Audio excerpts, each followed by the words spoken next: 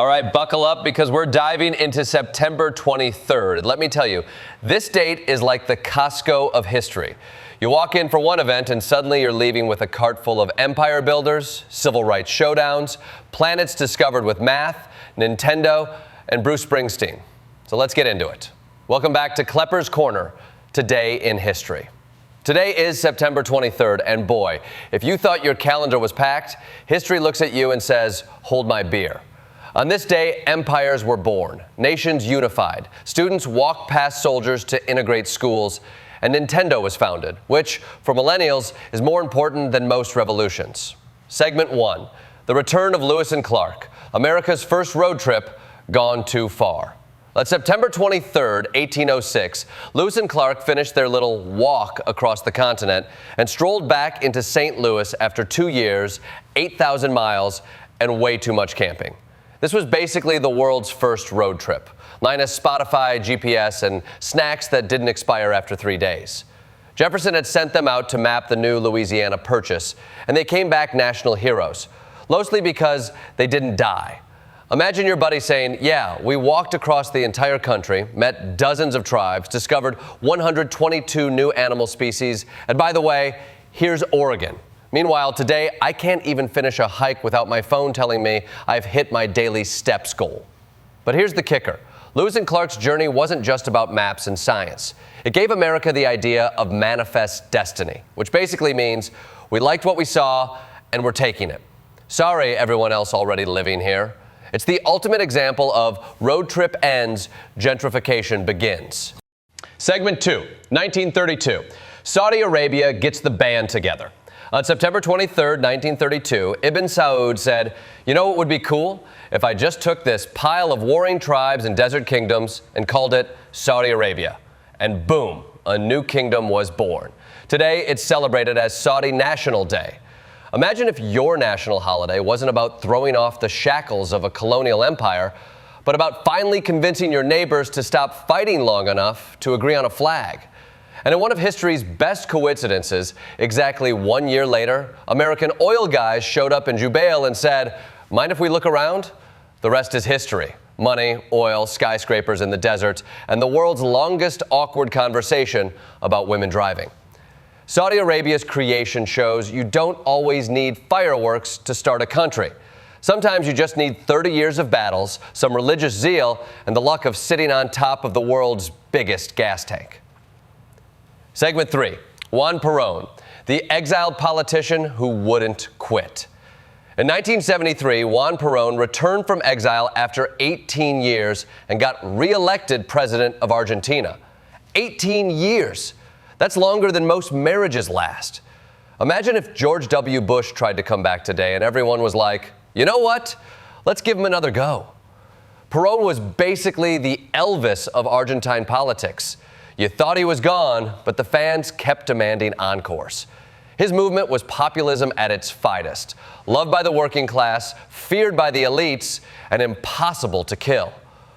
But like every reboot, it was messy. His movement had the far left and the far right under one tent. That's like trying to throw a wedding with the Hatfields and the McCoys at the same table. Spoiler alert, it didn't end well. He died a year later, and Argentina fell into chaos. It's the political version of a band reunion tour. Fun at first, tragic at the end. Segment 4, 1846. Neptune, the planet found by math nerds.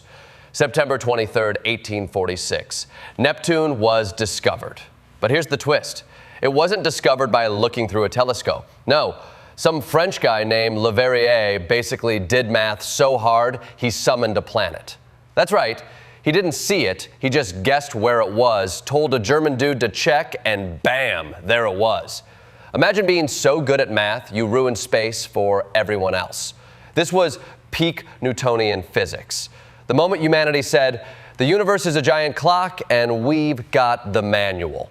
Of course, later, Einstein came along and said, actually, the clock is bending space-time, and also your math homework is wrong. But for a moment, in 1846, math was sexy. Okay, maybe not sexy, but it was really, really smug. Segment 5, the Battle of Flamborough Head. John Paul Jones says the line. In 1779, John Paul Jones, captain of the Bonhomme Richard, fought the British frigate Serapis right off England's coast. His ship was sinking, on fire, and half his crew was ready to quit. When the British asked if he wanted to surrender, Jones gave the most badass answer in American naval history. "I have not yet begun to fight." Translation, "We're on fire, we're sinking, but my ego is not done." And somehow, he won. The next day, his ship sank, but he sailed away in the Serapis, because why not steal your enemy's ride on the way out? This battle didn't change the war, but it gave America something more important. A slogan to print on posters, bumper stickers, and Navy recruitment ads for centuries. Segment 6, the Little Rock Nine. Eisenhower drops the hammer. Flash forward to 1957, Little Rock, Arkansas. 9 African-American students tried to integrate Central High, and Governor Orville Faubus said, "Over my dead body," and brought out the National Guard to block them. Then Eisenhower said, "Oh, really? Watch this," and sent the 101st Airborne to escort the students in. That's right, he sent paratroopers to walk kids to school. Think about that. America had to use the Army so teenagers could go to math class. And Eisenhower wasn't even a fan of big government intervention. But he knew that if states got to decide civil rights on their own, we'd be stuck in segregation forever. This was one of those pick a side moments in history, and Eisenhower picked the Constitution.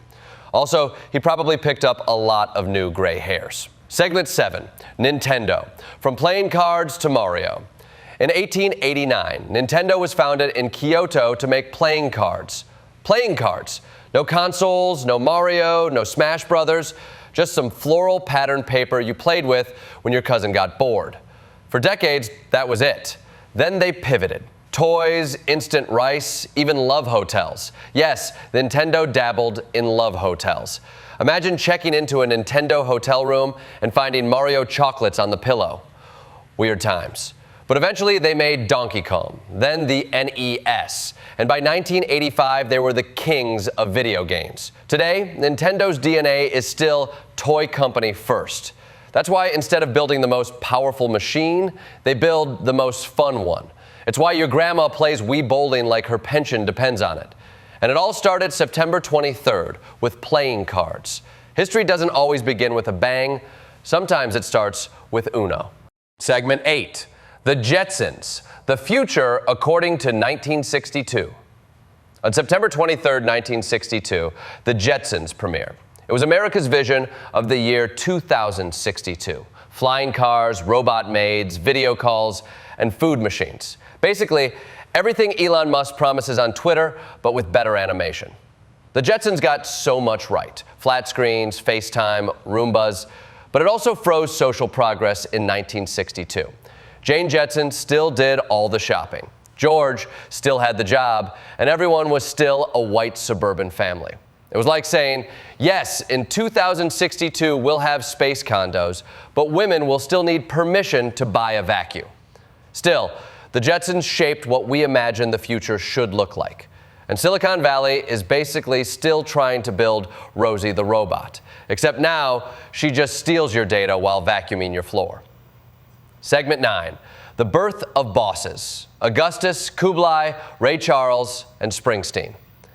September 23rd is a ridiculous birthday club.